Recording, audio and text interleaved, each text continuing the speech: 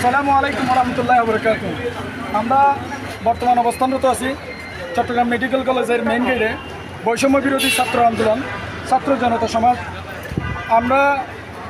আমার সাথে রয়েছে একটা বিশেষ উদ্দেশ্য নিয়ে আজকে আপনাদের সামনে উপস্থিত হয়েছে। আমার সাথে আছে চট্টগ্রাম বিশ্ববিদ্যালয়ের রাজনৈতিক বিজ্ঞানের মেধাবী শিক্ষার্থী মোহাম্মদ এনামুল হক এবং তার উদ্যোগে নেওয়া একটা মানব সভা। যে জিনিসটা বর্তমান সময়ে আমরা মনে করি, আমরা রক্ত দিয়েছি রাষ্ট্রের জন্য। রাষ্ট্র আমাদের দায়িত্ব, আমাদের ট্রাফিকে অনেক নিয়োজিত আছে এবং ক্লিনিংয়ে অনেক নিয়োজিত আছে, বাজার সিন্ডিকেটের ব্যাপারে চিন্তা করতেছে এবং ফুটপাত উদ্ধারের ব্যাপারে চিন্তা করতেছে। কিন্তু যাদের রক্তের বিনিময়ে আমরা স্বাধীনতা পেয়েছি, যে সমস্ত শিক্ষার্থীদের, যে সমস্ত মানুষের, যে সমস্ত জনসাধারণের, তারা যে হসপিটাল এবং আইসিইউতে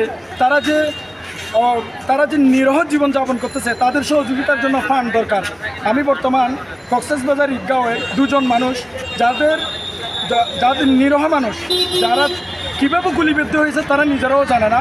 আজকে তারা অনেক দিন যাবৎ আইসিইউতে কাতরাচ্ছে এবং চিকিৎসা বা তার অভাবে, চিকিৎসা সহযোগিতার অভাবে তারা অনেক কষ্টের দিন যাপন করতেছে। এনামুল হক চট্টগ্রাম বিশ্ববিদ্যালয়ের শিক্ষার্থী, সে এই উদ্যোগটা নিয়েছে এবং সহযোগিতার জন্য আমাদের কারো নাম্বার থাকবে না।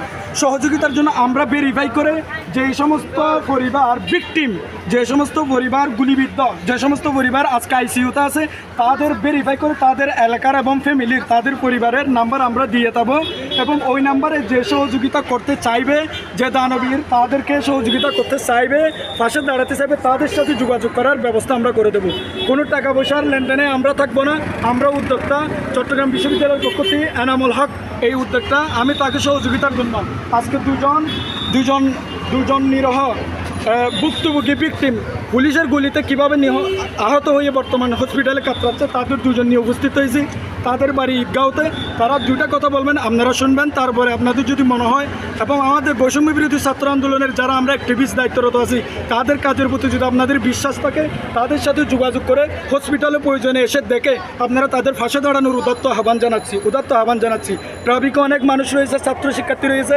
বাংলাদেশের অন্যান্য সমস্যা নিয়ে যখন বর্তমান দেশ ছাত্র জনতার হাতে এবং তারা এই দেশ নিয়ে ভাবছে, কিন্তু যারা প্রকৃত যোদ্ধা, যাদের কারণে আমরা রাজপথে আজকে স্বৈরাচারী শেখ হাসিনা হাইনাদের মুক্ত করতে পেরেছি, তাদের ভাষা দাঁড়ানোর জন্য আমি আহ্বান জানাচ্ছি।